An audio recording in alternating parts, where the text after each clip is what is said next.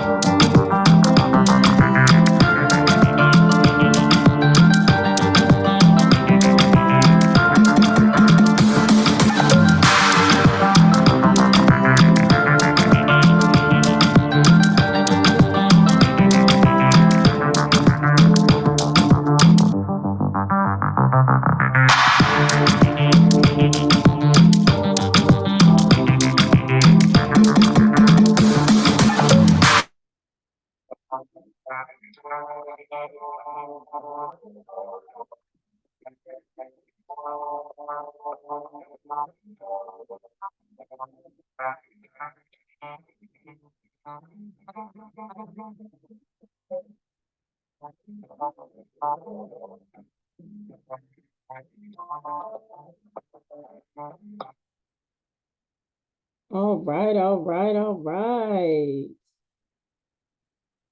Let's see. Okay, we're good on the sound.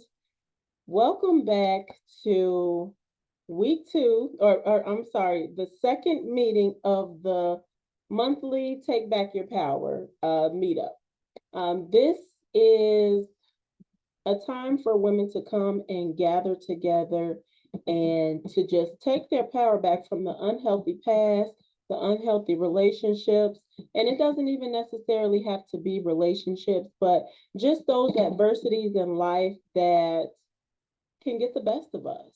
The focus is to take back our power from unhealthy relationships, but the growth in that can be kind of broad. And excuse me if you hear something in the background, that is my daughter. She is 1 and she is active and not asleep right now. So bear with me.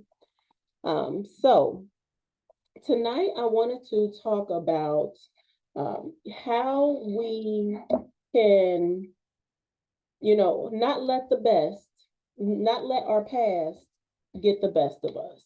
Not let past relationships define who we are. So before we get started, I do want to play a video about that. Let's see. So bear with me.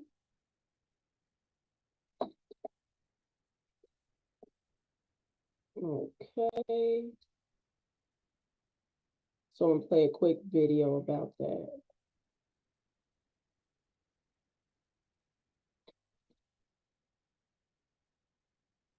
Somebody hurt you a year ago, 10 years ago, or a lifetime ago, and somehow deep down inside you can't shake it. Sometimes you say it never happened, but you know deep down inside it did happen. So you try to deny it and that doesn't work. You suppress it and somehow it keeps popping out, and sometimes it pops out in an embarrassing fashion. You know that deep down inside something happened back there that you can really identify. In fact, you can point your finger to the person. And what seemingly was merely a little hurt in the beginning somehow is solidified like concrete in your mind. It's just there. It lays there. It hangs there. The burden of it is there. You'd like to shake it. You'd like to get rid of it, but somehow you just can't do it. You got hurt so badly that somehow you feel like, I will never be able to overcome this. Well, I want to tell you, my friend, yes, you can. Because you see, if you don't overcome the hurts of the past, what you'll find out is this: those hurts can do great, great harm to your life.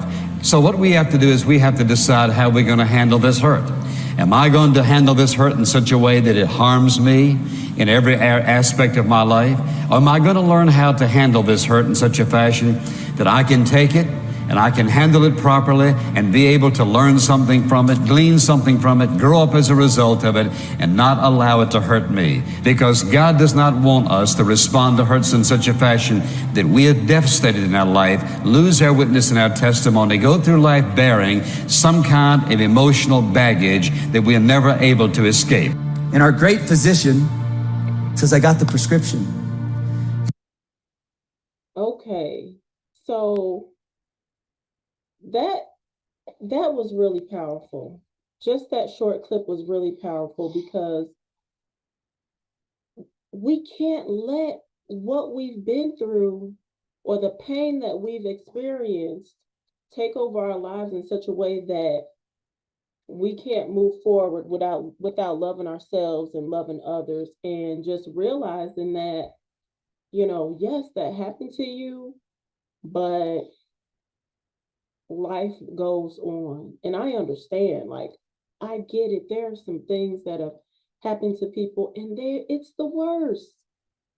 Or at least it feels like the worst at that time, but life still goes on. The healing journey can still begin. The healing journey can still happen for you. So that's what I want to talk about today. So, how can we not let our past get the best of us? We do that by taking back our power. You have to take back your power. You have to look at your past and take it by the reins and take control of your past. Take control of your future by taking accountability for your past. And so one of the main ways that we can do that is by stepping out of the victim mentality.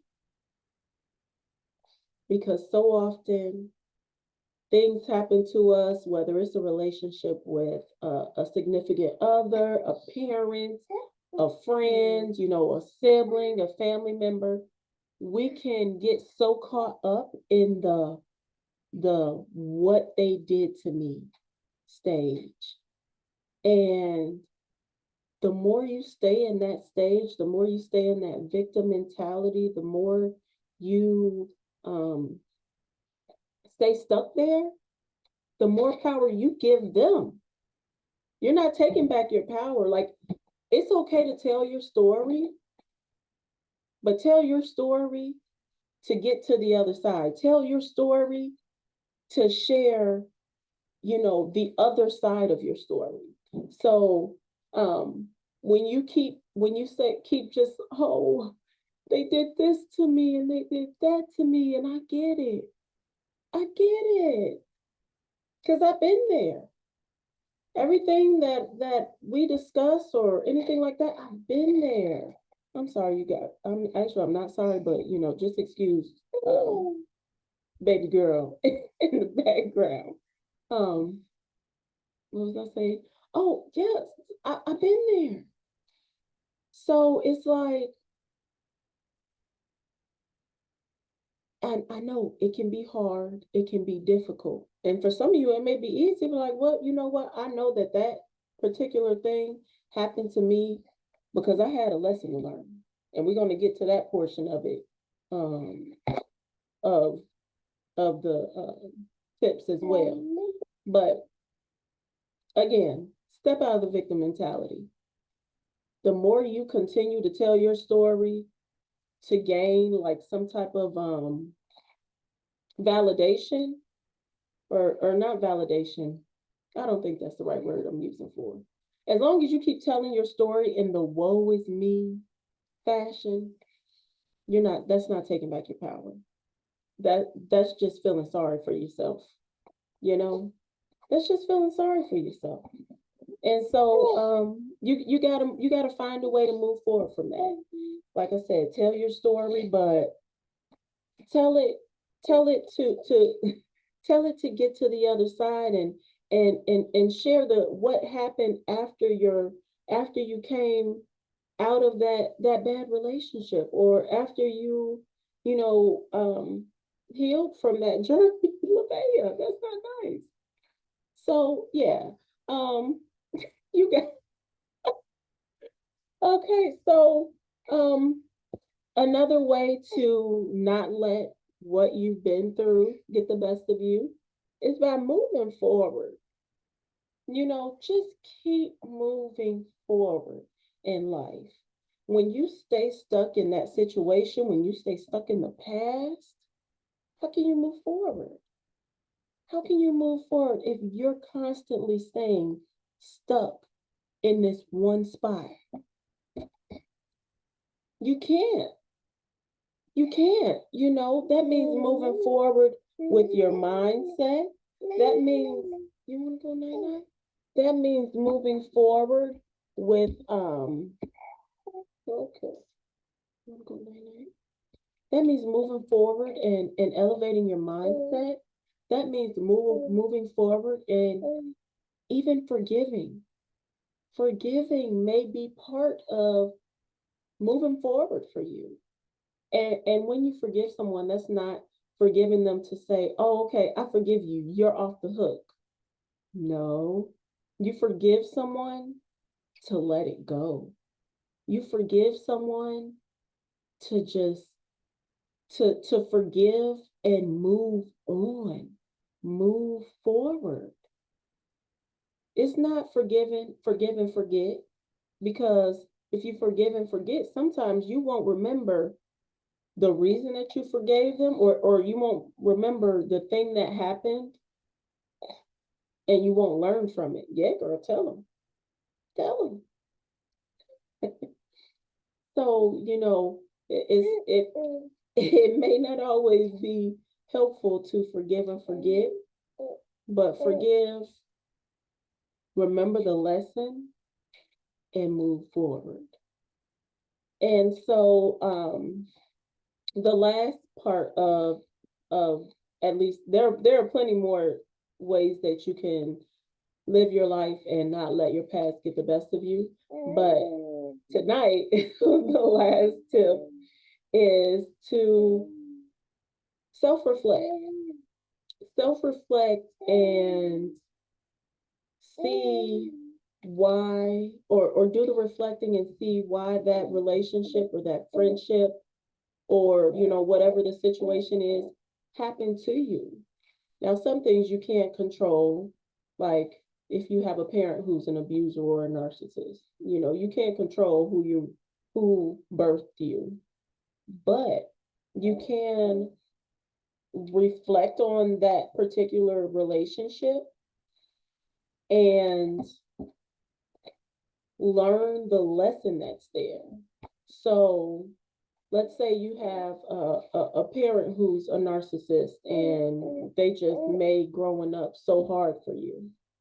Your lesson there may be to be better than them when you're a parent. The lesson there may be to be mindful when you're around other children of the things that happened to you when you were younger, and not portraying those qualities or those traits around other children, or period. That may be something that you have to work on. So when we're in this healing journey, self-reflection, that can sometimes be a hard pill to swallow. It can sometimes be really hard because a lot of the relationships that we have, especially ones that are just unhealthy, are reflections of us. May not necessarily mean like this is something that you're doing, but it can be a reflection of a part of you, or a reflection of something that you have to learn so that you can grow and move forward from it. So that self-reflection, that's a tough one right there.